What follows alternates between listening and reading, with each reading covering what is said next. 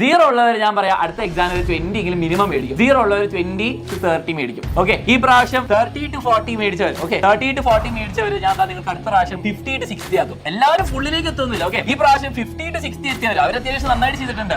അവരൊക്കെ എന്താണ് 70+ ഞാൻ എത്തിച്ചത്. ഓക്കെ, 70+ എത്തിച്ചത്. ഇത് നടക്കുന്ന കാര്യം.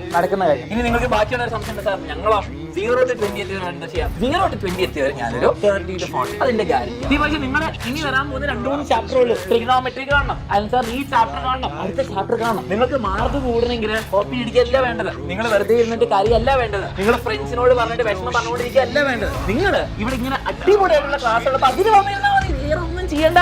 നിങ്ങൾക്ക് വേണ്ടി എത്ര അടിപൊളി ടീച്ചേഴ്സ് എക്സാം ഒരുക്കി തരുന്നുണ്ട്, ഒന്ന് കാണാം. ഫ്രണ്ട്സ് ഒക്കെ ഇല്ല കൂടെ, ചാറ്റൊക്കെ എന്താ രസമല്ലേ? ചാറ്റിൽ അല്ലാതെ ഇത്രയും ഒരു കമ്മ്യൂണിറ്റി ആയിട്ട് ഒരു ഫാമിലി ആയിട്ട് ഇരുന്ന് പഠിക്കുമ്പോൾ രസമല്ലേ? ഇല്ല, കേരളത്തിൽ തന്നെ ഇത്രയും വലിയ ആൾക്കാർ 7:30 ഒരുമിച്ച് വരുന്നു ഒരു യൂട്യൂബ് ലൈവ് കാണാൻ വേണ്ടി. എന്താ രസം? തന്നെ ഇരുന്നാലും പഠിക്കണ്ട, എല്ലാവർക്കും ഒരുമിച്ചിരുന്ന് പഠിക്കാം. ഓക്കെ.